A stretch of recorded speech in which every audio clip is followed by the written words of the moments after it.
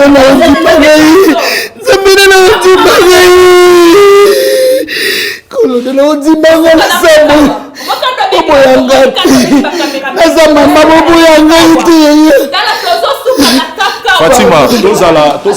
La voix du peuple, oh, la voix du peuple, oh, c'est bien, oh. Vincent Chilouizi, étoile de la presse. La voix du peuple, toujours longueur d'avance. Les informations partout dans le monde. La voix du peuple, toujours actualité, la actualité. La voix du peuple. Maman n'a pas.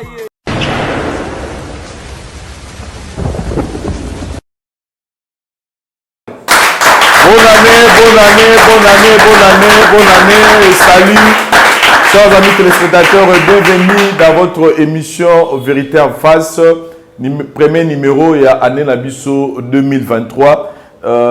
Tout le monde vraiment te présenter bino programme on a couleur mususu, mais moi la réalité moi tout kutani nango et sali que to zonga les susu na te présenter bino lelo na formule oyo.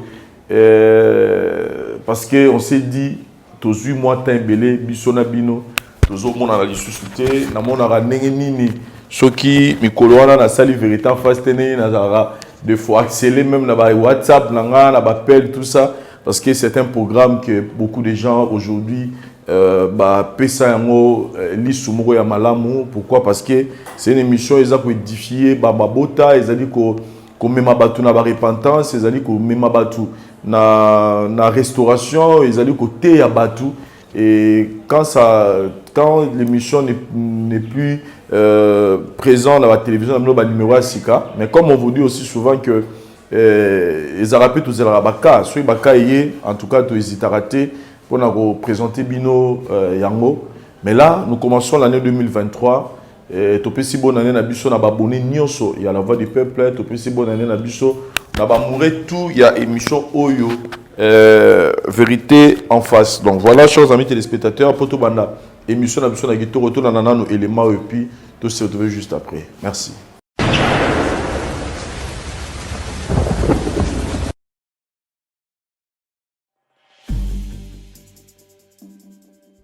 C'est vrai que la classe est la différence, mais cette fois-ci, la classe en chair et en os à votre disposition. Et c'est là à travers le Flat Hotel Tenasia. Le Flat Hotel Tenasia met à votre disposition des appartements équipés de chambres et suites avec un confort moderne. Une salle de fête moderne pour toutes sortes de manifestations, anniversaires, fêtes de mariage, réunions et autres. Pour ceux qui adorent la restauration, il y a un restaurant VIP à votre disposition. Un nightclub pour les amoureux de l'ambiance responsable. Un service traiteur de renom. Et pour ceux qui adorent rouler en sécurité et en luxure, le Flat Hotel Tenasia met pour vous une location des véhicules des marques. Le Flat Hotel Tenasia se situe dans la commune de Lingwala sur l'avenue Kalembelembe numéro 256 à 2 minutes de l'avenue Libération ex-24 novembre.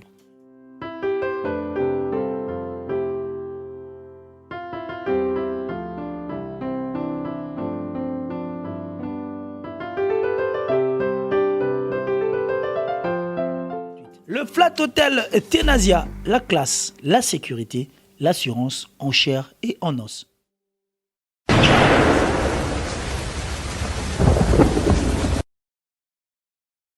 Voilà, merci beaucoup, chers amis téléspectateurs. Nous continuons notre émission Vérité en face. Lelo, toye, parce que tous en a situation moko photo sunga vérité moko ebima, secret moko ebomba mezu batan tellement ebelé. Il y a ndeko na biso à moi si maman na biso to robenga yaza maman pourquoi parce que yaza déjà na bana pe bakoli. Elle s'est confiée na équipe na biso.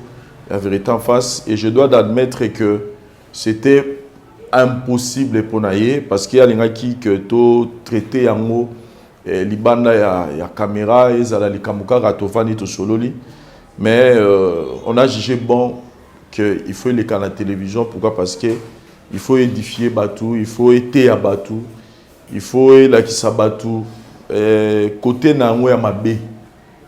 Donc, elle avait vraiment refusé, mais on a travaillé dur pour que Lelo tous une émission. Quand vous serez à la fin, c'est quoi le problème où vous allez comprendre que les a facilité pour la biso, mais au moins on s'est battu pour que le lobo, l'andalikambango, dans le beat, il y a côté, et puis il y a aussi que la biso, commentaire, comme je le dis souvent, c'est la meilleure façon de soutenir la voix du peuple. Les alliés, tant que chaque émission, vérité en face, aimer émission, tirer la biso commentaire, et puis partager dans la page Facebook, le tout ça, TikTok, tout ça, la blog, les réseaux sociaux.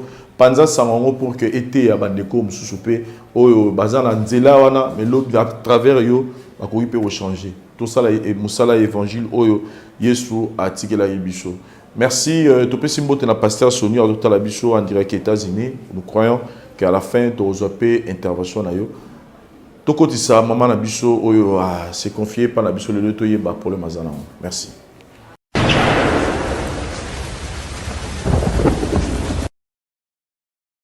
Technologie médicale, une acquisition cruciale qui va réduire de manière significative la dépendance des malades congolais vis-à-vis de l'étranger, comme de très nombreuses pathologies qui sont désormais prises directement en charge ici au CHIP par des spécialistes de haut rang. Marie-Olive Lembe-Kabila, la promotrice du centre hospitalier Initiative Plus, reste bien cramponnée et imperturbable à sa vision. Nous sommes en train d'innover puisque les besoins se font sentir. Si vous entrez dans les statistiques, vous serez étonné du nombre de personnes qui ont besoin de ce traitement. Alors, nous dormons très peu pour utiliser tout notre temps presque au service de nos compatriotes et de tout le monde. Devenu à n'en point douter le meilleur hôpital de la sous-région d'Afrique centrale, le CHIP s'est donné 3 missions essentielles. Investir dans l'acquisition du matériel moderne, offrir des soins de qualité au standard international, pratiquer un coût accessible afin d'aider les personnes à faible revenu. Ma vision, c'est plutôt celle de pouvoir offrir aux Congolais des meilleurs soins de santé à un coût abordable, un coût raisonnable, surtout quand nous connaissons la conjoncture et le pouvoir d'achat de nos populations. Nous cherchons les voies et moyens les moins coûteux de façon à ce que tout le monde ait au moins cette possibilité de se faire soigner à moindre coût. La dialyse est une technique médicale qui permet d'assurer artificiellement les fonctions d'épuration du sang qu'effectuent en temps normal les reins.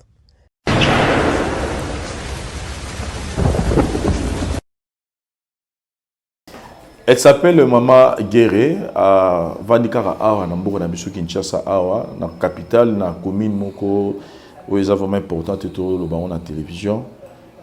Aye ko se confier pour que tout sungayo. Mama Guéré, bonjour. Bonjour papa. Na yambio lisusu une fois de plus na émission na biso, to yamba kyo andero caméra sko to yambio pendant que bane ba otala biso. Nenge to sola kinayo to yete po sambwa.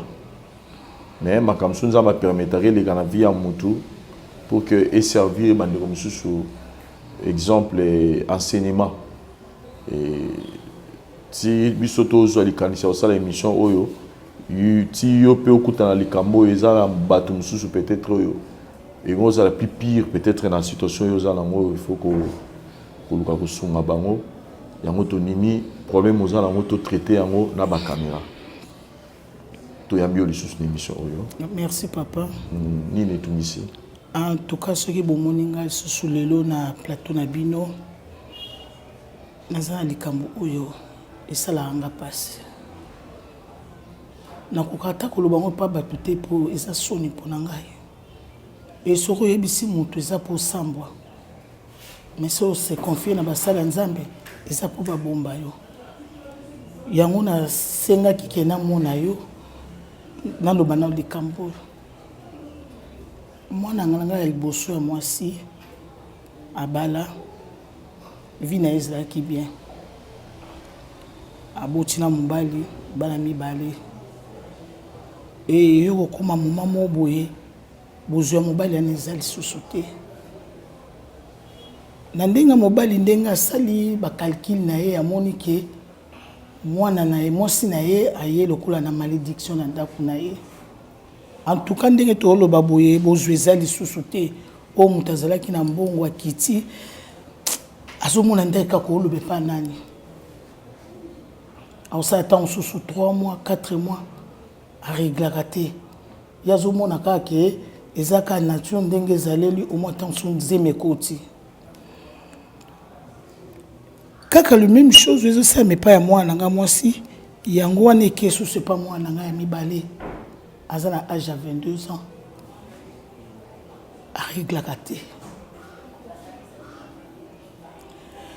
toke na bohôpital ebele balobi aza bien akoregle na ye eza nango kaka bacaprice ya nzoto mais ti lelo nde tozoloba boye areglaka te naluka epe komona basali ya nzambe mosusu babondelaki mpo na ye nazalaki na confiance ya nzambe na mondenga koloba te papa mpasi na motema etanke parent otala mopanzi mwana azalaki heureuse na minute ekomi mpasi mpo na ye otala ya mibale ka moko nazalaki mwasi oyo nazalaki so natamboli moto na mokili asepeli na ngai e naboti bana na ngai na condition moko bazotuna nga papa na bango nanda koyebisa bango kaka ke papa na bango azali e bamama bamonaki komi naza mwasi ya mibale epa na bango bayebika naza mwasi ya mibale yango nazobomba mobali. Je viens de comprendre bien aux abats mibale mon voisin libala depuis à côté mobile musala et kauka et azana va prendre va règle quand même azana ba mibale mazana prendre va règle oui az règle ka on a 4 mois 6 mois temps sous ina nazo régler depuis à botibana oui siko oya mon ami balé posana ye ndenge a commis na 22 ans maintenant nanu kutamona te mais nzoto neza déjà soko telivo le but que moi moi soyo na période nazo mona mais ti le mona te papa boké hôpital to moni ba médecin to consulter ba sala nzambe ba le but ya ko régler et a caprice nzoto ti lelo azo mona te mona te zemité eloko te papa infection pe recréer pe ba toketi na hôpital oke batalaka makambo akati pour la infection na kotanga kombo teza kona opesa bango publicité eloko te babi aza bien ameki kotuna mwana nga mwasi ntango ozokola boye bana basi bazalaka bamakambo na bango bakope na bango est-ce que ozwaki mobali moko te ke azalaki na infection yango apesi yo abimama te au juste yango nazotuna eza nini mpo na ngai sikoyo on a compris problème oza nango et ikamu nyonso soki ezosalama ezala na cause toza na loi ya cause et effet c'est-à-dire so omoni milinga ezobima quelque part yebaki moto mo ezotumbama na se nyonso esalama ezala na raison ezalaka te kaka ke soki science epesi raison te baraison ezala na baforme ebele personnellement pour na yo moko oki hôpital balobi bazomona eloko te oki na baéglise balobi ke ezalaka aza na ye bien ezalaka bakaprisa nzoto akobota mais sikoyo mpo na yo moko nini etindi yo sikoyo ya na émission oyo parce que awa eza émission ya vérité eza émission oyo babimisaka basecret oyo na la fin biso tosunga yo toluka toyeba nini toaccompagne yo pour que problème esila sikoyo na yo moko eloko nini ememi yo awa na émission oyo vérité en face eloko ememi nga na émission oyo naza likambo na kokoloba na émission oyo ntango natamboli namoni ke eza kaka nga moko ifo naloba makambo nga naza nango mpo bana na bazwa délivrance yango naye komona yo naza na ndeko ya mobali naza na leki na nga mobali aza libanda na bana na nga basi Mais na osepela pona lobango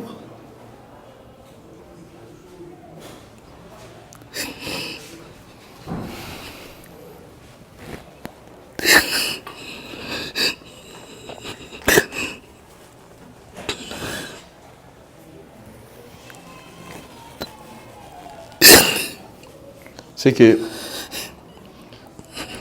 personnellement pour Nayomoko, tu te dis que le Cambo wana il y a on est mutu cause à la cause il y a pas no bazar wana c'est à malédiction to loba.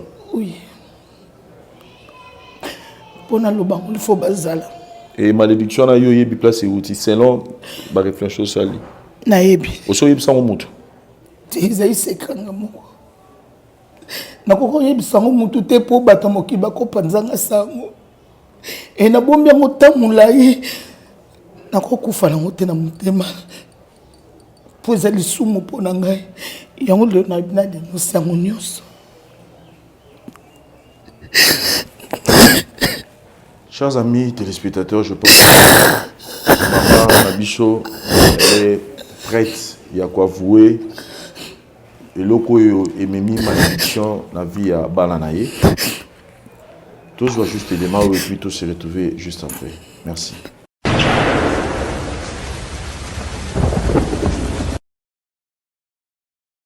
Voilà, chers amis téléspectateurs, nous évoluons dans l'émission Nabiso Vérité en face. Dans la situation, il y a Maman Guéré. Maman Nabiso, Lelo a s'est confié par Nabiso. Et là, nous sommes en présence, il y a Bananae Nibale, il y a Bassi, et puis il y a Nabiso Mobile Azali Bongo, petit frère Naye. Oui.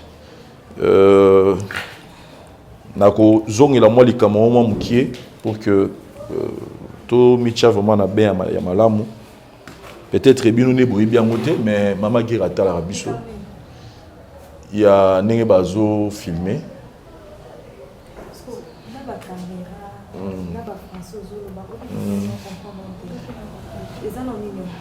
Ce que les Cambouézards, c'est que il faut beaucoup ce que autant na Maman Guéré à l'Obalikamo à Bénissi Bino parce que ça maman. Ouais, mais ça que papa olo bébélé maman lobana non nazo bébélé te non yaya oyoka nanu mutazo loba okokende na yo boyoka nanu mutazo loba na bino okoyeba yango te nasepelaki na ya awa nde po boyeba likambo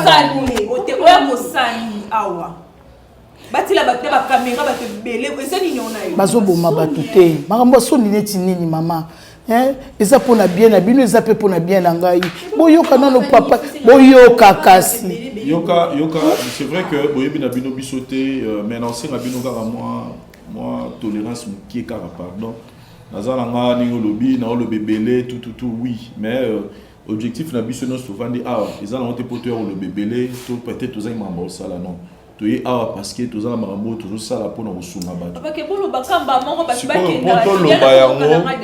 poto loba yango liboso na biso tozawa naboyaki koloba na bino naboyaki koyebisa bino kuna mpo bolinga eboya te yango nalobai na bino ke toya quelque part tosolola quelque part yango nde yango nayebiso kamera kezala ndenge nini tina ya caméra eza mpona intérêt na bino nyonso nde boza awa parce que babi les paroles s'en vont, les écrits, les images restent. Nanda kuna kosolola ngona nani? Nanda kuna kosolola ngona nani? Nanda kuna kosolola ngona nani? Oh on des habits. Yaya moi si. Est-ce que bolimbisanga pena pona indiscrétion na ngai mais boza na ba problème bino mi balé. Ne boza bino balé boza na ba problème. Ndeko nanga moi si azana problème, yo poza na ba problème.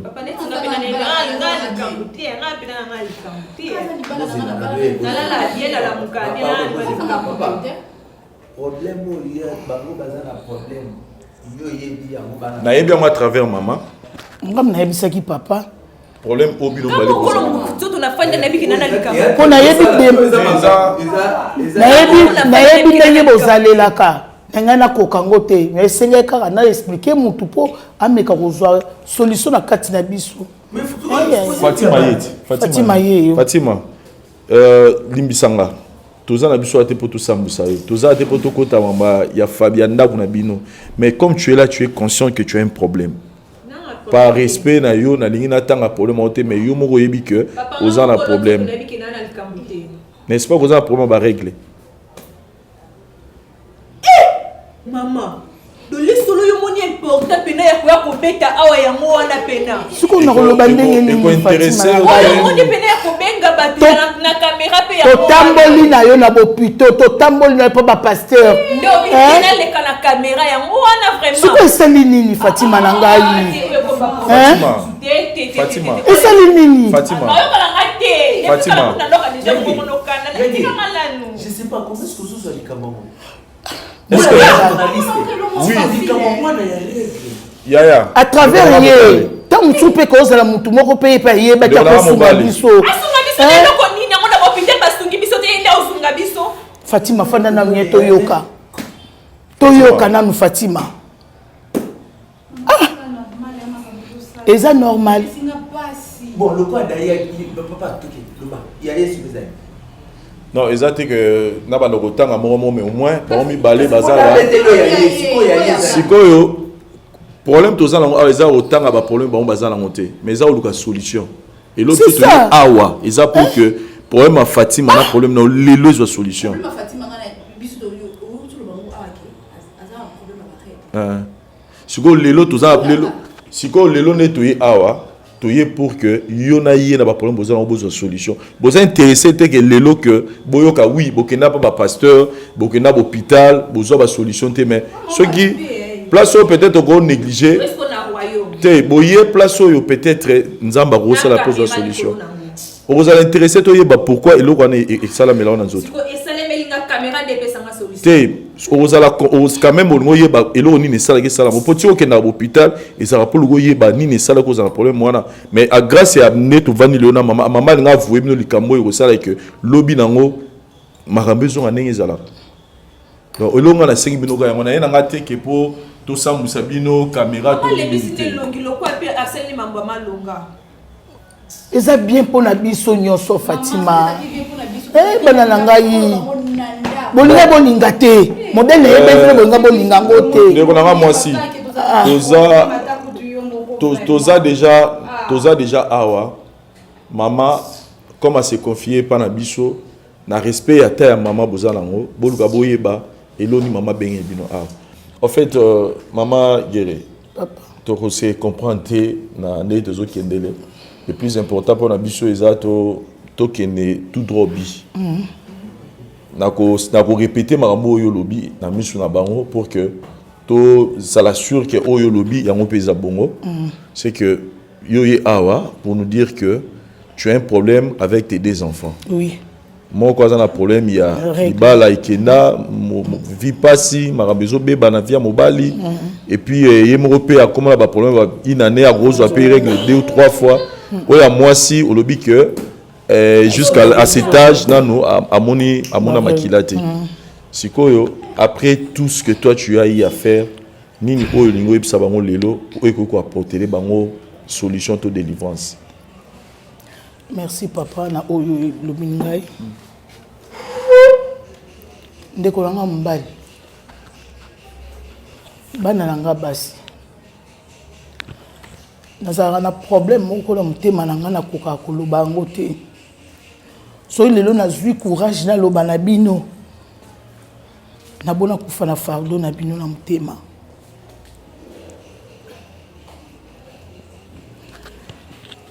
mutuna anga papa na bino mama papa kenda pina ebisaka bino azali mama papa kenda pina ebisa bino papa kufa lelo na oyebisa bino na miso noko na bino papa na bino azali grand frère nanga oya liboso yende papa na bino abebisaki virginité nanga na âge à 15 ans et sentiment wana ya bolingo yango nde tindaki bino bozala bafuri na biso ya bolingo et conséquence au bino lelo bozo sibie ngande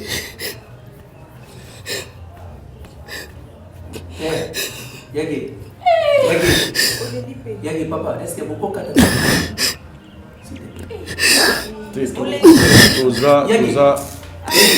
nakokai kobomba nakoki te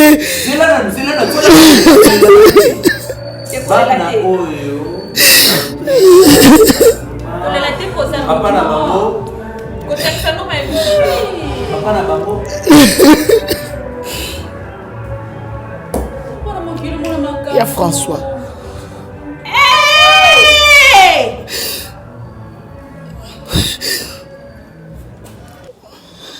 bana na ngai olimbisa ngani naza malala vile bino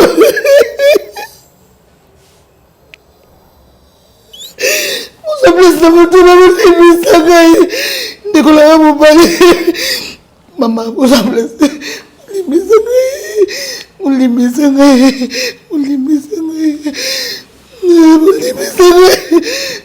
Fatima, olimbisanga pano.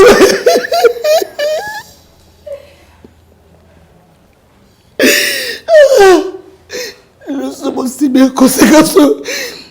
Les envoyés n'a détruit la mine. N'habitez sur ça la sans-foutement. N'habitez sur ça ni qui nous a famille. Et bien côté, qui n'a qu'au couille la moutambo. Aza envie, grand frère Nayango.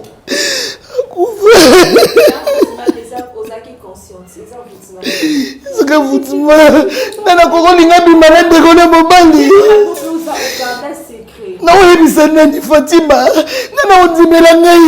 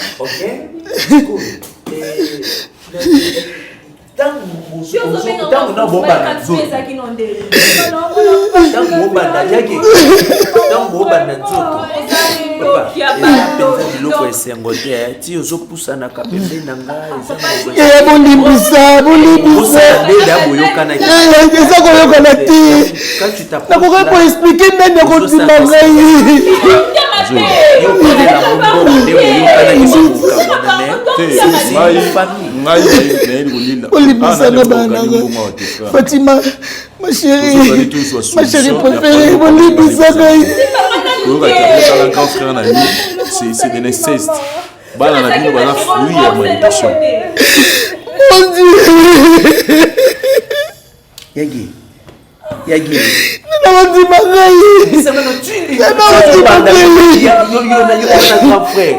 Ils sont pas dans le dingue! Il y a le moulin que le roi vous tue, il y a... Combien de fois on dit Magaï! On dit pas ça, la macabo dans la salle! On dit mal de Gabi Malade de Kona Mobali. Non, on malade de la scène Macambo. Pardon. Ça y a un foutement de bosso. Fatima! Il y a des bosso d'ici. Un foutement, tu comprends. Ok, un foutement de Bali. Il y a un foutement. C'est un foutement. Il y a des gens qui comprennent les foutements. Et ça, il y a une famille qui comprend.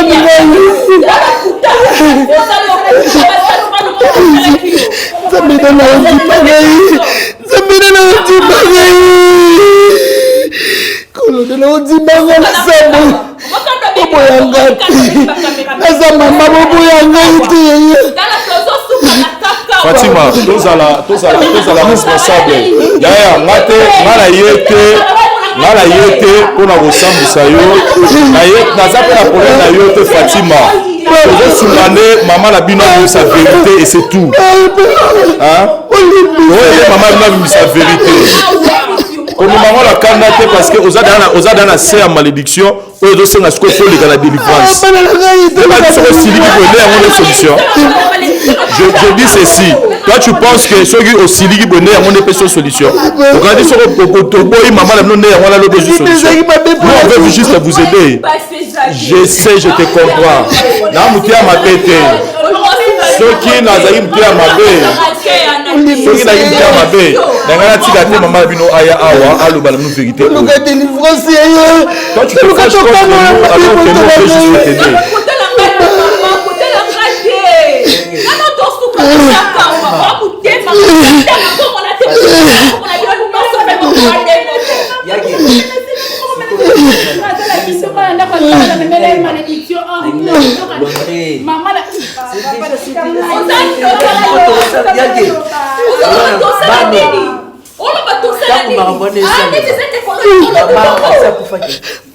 Kufaki, papa pensa kufaki.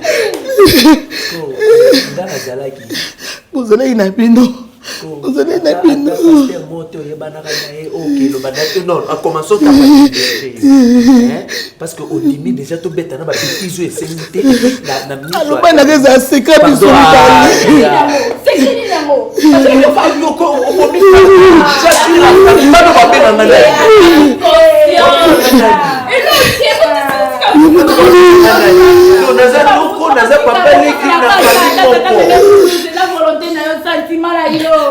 Misanga pardon. Is it a savut my?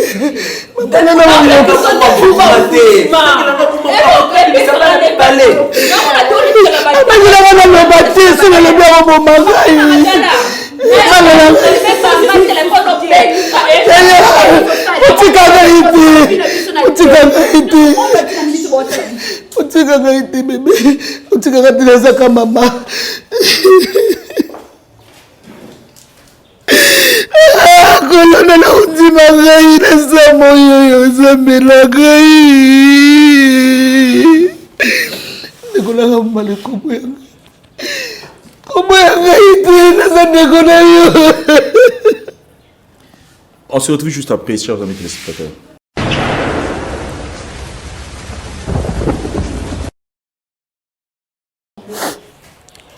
Ah, Zambé.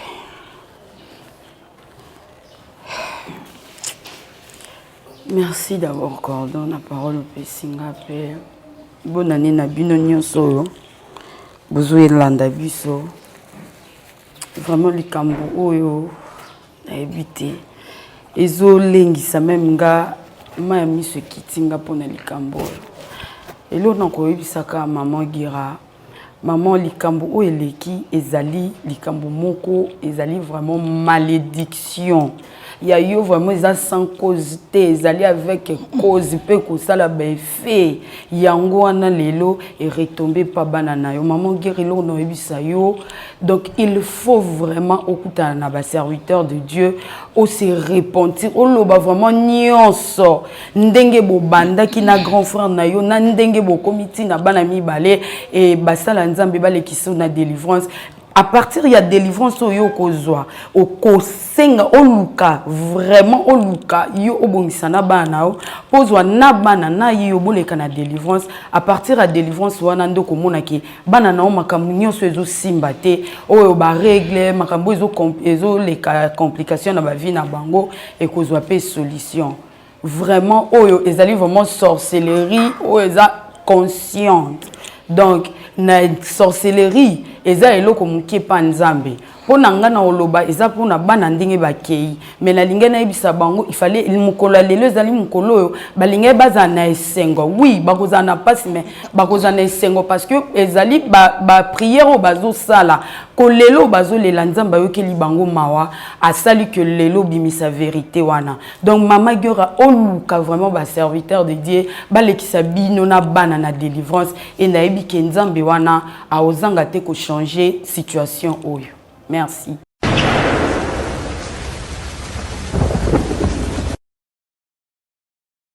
Merci Cordon pour la parole. Bonne année na bino nyonso ba to bolanda biso. Loko na koloba. Aoki passe makasi. Kotala makambo nyonso ndenge mama abimisi eza pasi obilo mosusu tosalaka yango toobengaka ko eza envoûtement te ezalaki volonté na oyo moko nde olingaki ntango ozosala yango ozoyeba te ke oyo naosala yango eza yaya na nga to mobali na nga ti okóma na niveau bota na bana mibale mpe likambo yango obomba ata bana okende na basali na nzambe nde yo moko olobi ke nakendaki na basali na nzambe oza kokende na basali na nzambe bandeki koloba verité na yo te yango ozokomona makambo nde ebandeki kaka kokangama parce que okende mpe basali na nzambe avant mpo nzambe asali il faut dévaler oyo eza kati na yo oya mabe oyo bato basengaka tosala tubela nde yango oyo ti surtout oyo bana okende mpe basali na nzambe bana osala tubela te yango ozomona makambo mwana mabe ezali kokoba kaka ofana na mwana na yo abanda baperiode ebandelaka bana amona ta te kasi vi na eza bien te mpo motu so azomona makila te elakisi ke ye mpo kobota te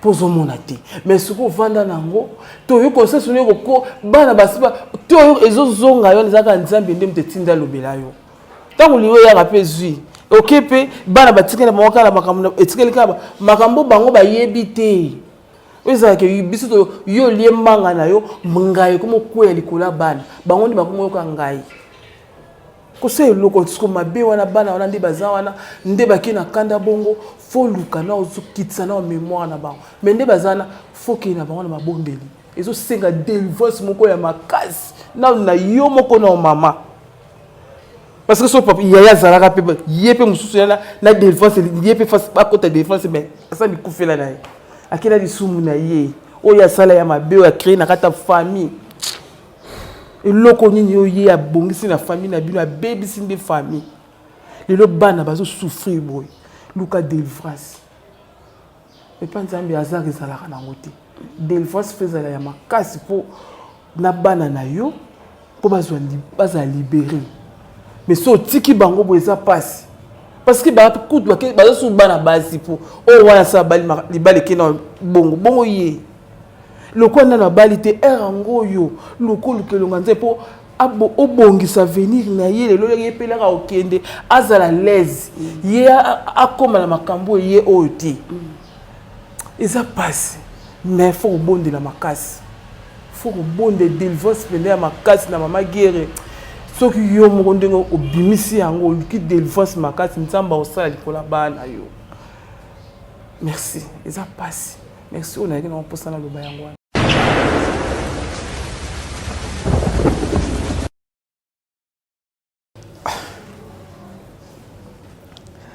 Je suis tellement abasourdi,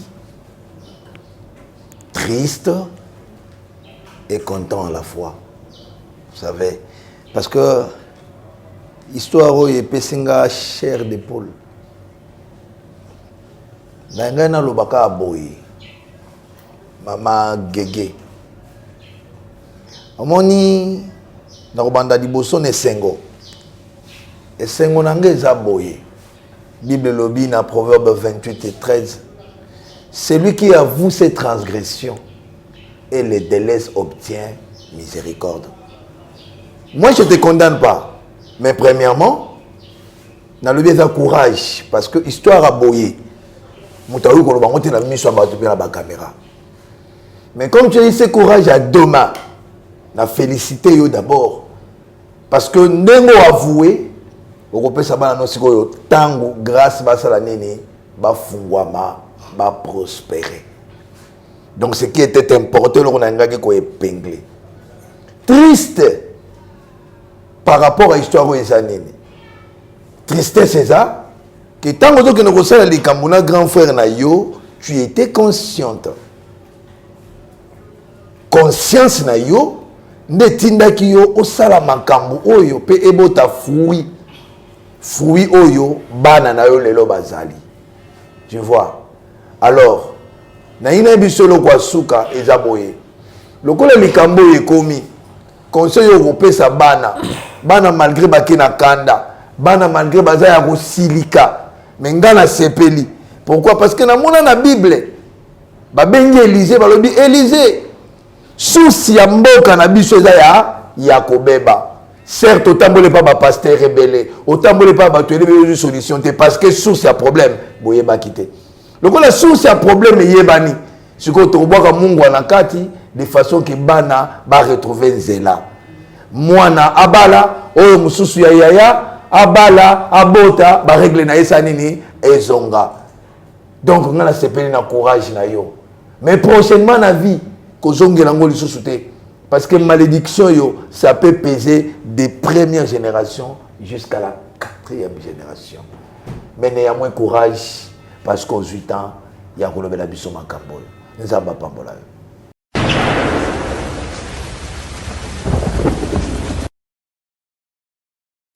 Merci Cordon pour la parole. Bonne année 2023. Nzamba bateli biso tout le monde li sous. Ce qui est grave, on a pour la maman et vendiwa. Première fois, on a sali les acquéreurs. Deuxième fois, les acquéreurs, on a conscience dans yozo sala, ozo sala, au zemi pendant 9 mois, au vendi na yango, ou les grand frère na yo. Ndabando ko violer yo. A violer kutu eza problème parce que on va non ko yeba tazo violer tant azo violer yo on va non ko ki yebisa batute nanda ko bino doza na batute ba violer yo ti au comité na l'état ya zemi au beau type on est la première fois ah ma chérie poni mutema makasi boy boni to pesa nzambe ba punition boy boni to pesa nzambe ba pasi boy po to yebi kaka à la longue nzamba olimbisanga tout peut s'enlever ba charge pour na nini même pas d'habitude on a bala na ndaku bona so sali première fois sali likambu na ndaku ou soit ba santé par exemple au limbi c'est pour la première fois au yebi ça moi c'est la dernière fois au que dans la deuxième fois a OK boti sou moi na zemi 1 mois 2 mois 9 mois abot akoli ba grande fille comme ça ne ba ye awa après ba mana kandabo talandi conscience nini oyo sali eloko nini okotisi na mutu abana na yo mama atabo lobana banana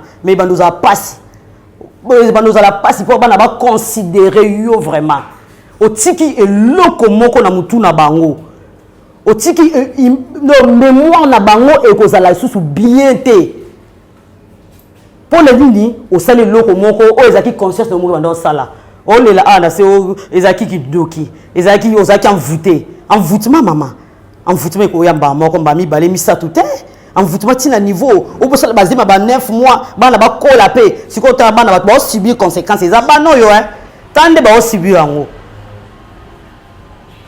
ya onto lubato ya kana makula nzambe za nzamba tika ba oya yete abwaka ba oya yete problème ate za ndenge nine te mati suka pa nzambe solution ezo makaka o balubango na Bible pardon c'est une puissance qui libère. Oye déjà au lobby o nyo soto zaki na lobby vérité e bombama siko ekomi siko charge ya nzambe kandi na lobai na début charge nyo soto tika ngola makula nzambe siko nzambe moko asala akata likambu na bino ba règle bana ezonga normal pour le so ba règle na bango za normalité bana ba bota ndeni mo bana ko bengana na libala tala place ko bisi bana mama nanga tala niveau memi bana na passion memi bana vraiment ma chère. Tout la appel lobby d'abord tout la makambu tout la lobby dans biso et kozala ndenge nini après 10 ans après 5 ans to et kozala ndenge nini total la kalelo total la apprêté kola limbisa yo nzambe moko za nzambe abatu nyonso alimbisa abatu okela abatu mawa grâce na ye faveur na ye et kitali kola bana merci.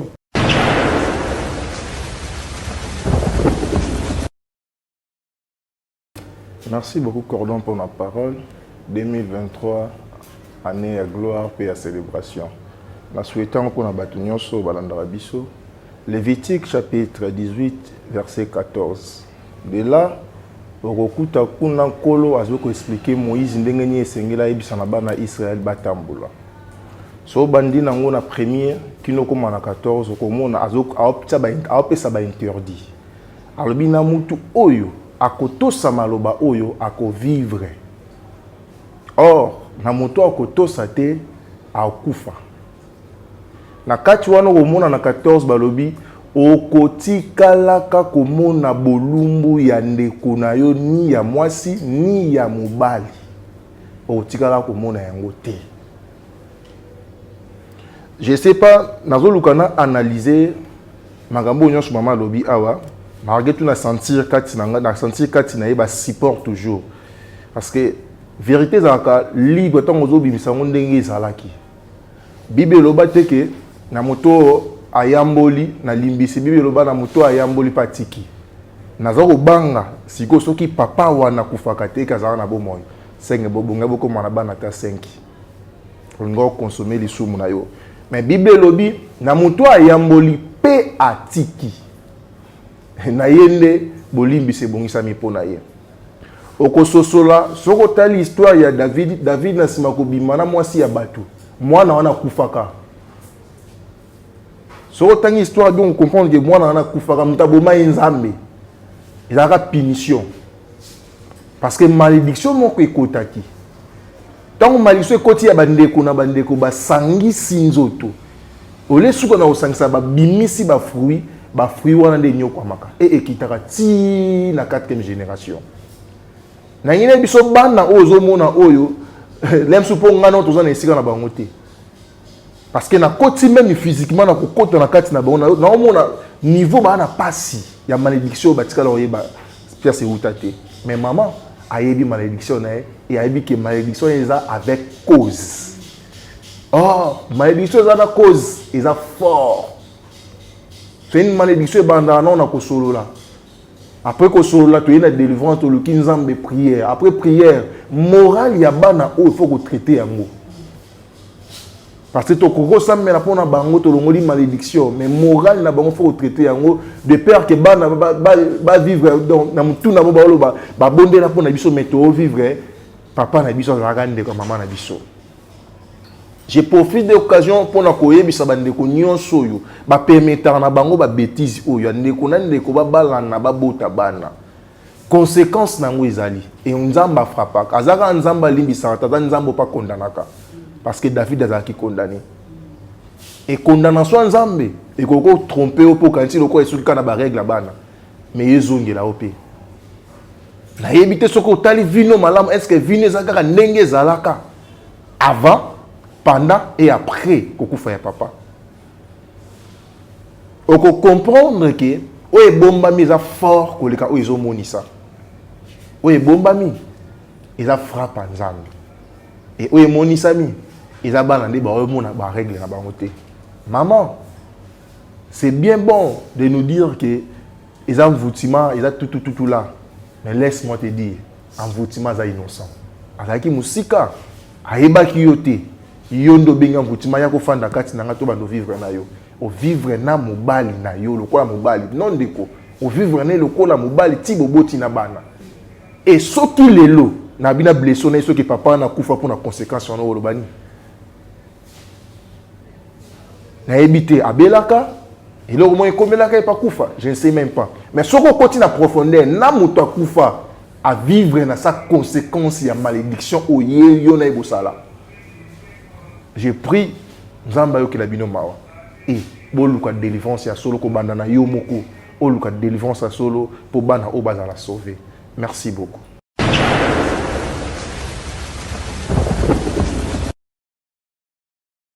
Merci beaucoup na ba intervenant na biso nyonso pour na participation na bino pour la bande ko rotala de favori ça biso que nini ni mutaili sous na problème et puis batum sous bazo condamné non on laisse aussi des fois que chacun s'exprime mais nous à la fin on fait un grand travail na basa la nzambe tozana bango. Je pense que vous allez constater aujourd'hui l'absence de pasteur bienvenu Aza na moi Makambu et ça lui a pas permis d'être avec nous mais il est avec nous ici pour travailler situation en haut mais nanga qui na zonga panayo maman guéri pour te dire que s'inquiéter toujours déjà une la solution toujours déjà il y a délivrance. Merci. Il faut comprendre tes enfants et je sais monter que papa na bino zaki mutapousu to papa na zaki PDG T c'est une histoire il y a inceste oyo eza vraiment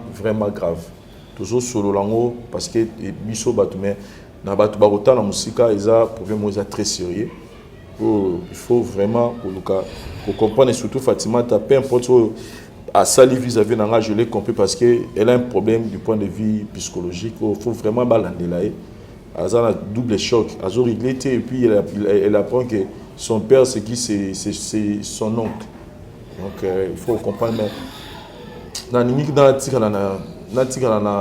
ligne qu'on posait question en dehors de la caméra, dans la ligne peut partager un peu. Comment vous êtes arrivé à ce niveau? Il y a aucun niveau, il y a Bimana de Gonayo, Bobo Tamon a mis balé, il y a Liboso, Boboti a mis balé. C'était quoi en fait? Na âge de 15 ans, il y a un jour où il y a bien na sombele lipa, na sombi mapa, le bien na kotsa on anda, na kotsa on anda. Et na monika abwa kangi porte. Na bileki sanga bina ngaso meko ganga. Na oboma ya simba ikuputo. Amna ngali matali kolo mbeto. Mutazala te na ndako. Mutazala te. Ye sombela kai bali abina ye kinobeta ne bali nina baninga na ye. E aye banzi ko benga ngai ko benda nga kaleso na kangai kaleso benda par force atombo nga ka robe mbala moko. Wana papa na mama basi bakufi. Wana papa na mama déjà basi bakufi. Bakufa kala? Oui. Na monika ye mba moko violé ngai. Amna ngai loko na sali yo. Soki na meki ko yo kongo kai pa ya mutu. Moni mbele na roboma yo. Si kanyo sozali so na bengi yo lifo ya kamba ko yebisa mutu te. Les racines sa zunga benga ninga bwa kinga libanda. Et tellement mutazala kite na kena sima na makila na zaki na ngona misukoleli na bomba ki secret wana. Nazaka nga moko mwana mwasi na katika cha bala mibali. Na oyebisa ngonani. Et comme que chaque fois mon a bengi ngai azo salanga ka le même chose makamba au sala. Et bon na komi na bolingo na ye. Na considérer ce que le roi mobile nangai. Donc moment il vraiment au salango. Moi si na mobile na zo ke siko yo grand frère te mais mobile nangai. Les jours moko na komi na zemina ebisi na zo mona su ba période nangai te. Am nangai fanda kimia tamuta tunio komeka kolakisa mobile na yo te nga moko na s'occuper na yo. Mais bandoko bazalaka. Ata ko expliquer bandoko bazalaka tata moi ça zarate. Abai nanga so ina lobia ko boma ngai. Soka bazo tunanga likambo zembe moi nie na musika asimbi mbele azo changa bo. Na banda ko banga. Na mona muna soki na lobi na sima otikala oboma ngai. Mais siko bobo teki ya liboso après vous continuer lisusu makamna. Na continuer lobi na ngai ke ngai moi sina ye. Ton kato yeba bokolo zezi wana grand frère a s'imposer ti na niveau 0 yake otika charge wana biso moto so ngomoni so bokomba dollar. Oh, quelque chose qui s'est passé dans la famille. Siko bino pe na ngam na bino botikala pe ko suspecter te que Koroza là que des grands frères zo pas na yeza peut-être à yidi comme na sima ile. Tant que yaza na 15 ans. Moi j'ai quel âge? D'ailleurs, c'était un grand frère qui nous aimait tous. Et surtout qu'il y a des calades à Bisso, la charge y a ma part. Donc on ne pouvait pas s'imaginer que pareille bêtise la plus mauvaise c'est elle. Parce qu'il y avait des voisins, papa avait ses amis, maman avait ses amis. Oui, on accepte. Sentiment, il y a des virgines. Raconter ces cas mais pour enlever d'abord ce qui est resté dans la famille. Donc, il y a un niveau de suspect, on ne pouvait pas s'imaginer comment elle était dans les zones. Bon, ben non, moi, aller suspecter au hasard, Kolo. Balé, tu es quitté. Ma personne a balé, n'a pas mon papa, ma petite balé là-bas. Voilà, chers amis téléspectateurs, je pense qu'on ne va pas trop s'attarder dans l'explication. Je propose que tu aies une émission pour la cas Oyo, parce que tu as une photo traiter la situation à Bango. Et le plus important, c'est qu'il y a un chemin à délivrance à Bana pour que parce que mais c'est sopani, les conséquences déjà ils ont déjà vraiment consommé. Donc c'est à nous maintenant de regarder bah chemin ni tout quoi emprunter pour que bana wana bazo délivrance na bango. Parce que c'est vraiment difficile, mais on va voir comment on va terminer cette histoire. Merci Nabani Retour Botali Bisso et continuez à vous abonner dans cette émission. Appelez-nous, Banero Bozana Gichasa, vous avez des cas, appelez-nous. Nous allons organiser pour que Yon de Gozana secret Morobomba ou Bimisango. Merci, on se revoit prochainement. Bye.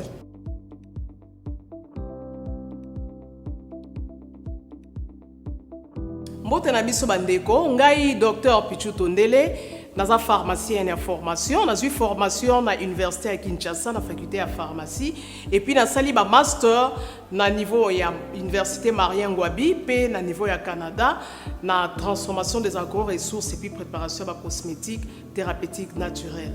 Dans le œuvre, dans le laboratoire CRMTA, ou le laboratoire médecine spécialisé dans la production de phytomédicaments, c'est-à-dire qui c'est à partir de nzete na biso ya Congo.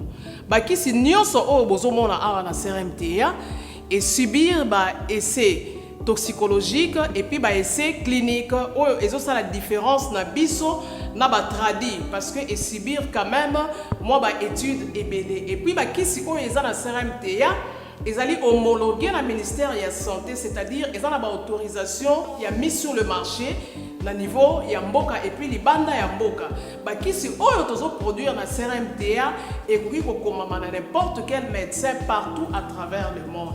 Dans le laboratoire CRMTA nous avons deux branches, branche cosmétique et puis branche médicaments. Dans la branche cosmétique, nous avons dulci au collagène, pour ça il y a un sérum, un savon pour le traitement il y a un tampon, banduta, ride, poche et puis cerne. Nous avons dulci réparateur, pour ça il y a un sérum, un savon, ou CP gel douche pour le traitement il y a un bouton et puis pour réparer le poissonayo. Nous avons dulci cheveux, pour ça il y a un huile, un shampoing, pour le traitement des cheveux abîmés, des cheveux haut et baby, des cheveux colorés, ils allaient ko botisa suki noki et puis ils allaient ko retarder repousse ya ba cheveux blancs. Tous appels na parfum na biso o to sali à base ya banzete na biso ya Congo. Spécificité nango ils allaient ko kitisa yo stress na kati ya nzoto. Na branche médicaments tous allés na méamycine, sirop comprimé, ou ils allaient kiss na biso ya ba mib, ba levure, ils a anti-poison, ils allaient ko traiter ba problème nyonso. Vous allez kiss na biso diazostimule ou ils allaient ko traiter ba différentes formes d'impuissance sexuelle, tout en éjaculation précoce, dysfonctionnement érectile, manque de libido, azoospermie. Vous allez na kiss na biso zingenalis, suppo na comprimé. Vous allez traiter différentes formes d'hémorroïdes internes et externes. Vous allez régulariser le cycle. Il y a maman. Vous allez traiter sensiphos. Vous allez traiter malaria présenté sous forme de sirop comprimé. Vous allez traiter méamycine crème. Vous allez traiter différentes formes de maladies. Il y a ploposo, mycose, na makolo ya bana mibali, maladie empêchement palata et pas ya bana, na maladie msu ya loposo. Vous allez diazolex. Ils allaient traiter différentes douleurs rhumatismales, douleurs ya mokongo, paiement, allergie au pollen. Ils allaient pommade tomuli kombo ya papa na biso tondele diazolo. Vous allez na médecine crème ndenge na tamaki. Vous allez na allium. Vous allez kiss na biso ya tension. Ils allaient traiter hypertension. Vous allez na borex. Vous allez kobombisa système ya papa. Ils allaient kokomisa yango mulai pe monene. Vous allez na menga kiss na biso ya makila. Ils allaient kozongisa makila na bato oyo baza na problème ya anémie, quel que soit sorte type ya anémie. Et puis vous allez na tisane Dr Maxon. Ils allaient tisane na biso, ils allaient traiter ba myome, ba fibrome, ba kyste ovarien et puis basi oyo baza na problème ya kobota. Vous allez payer na diabéine ou ils allaient kiss na biso ya diabète et puis vous allez na anti-poison na biso ou ils allaient neutraliser poison na kati ya makila.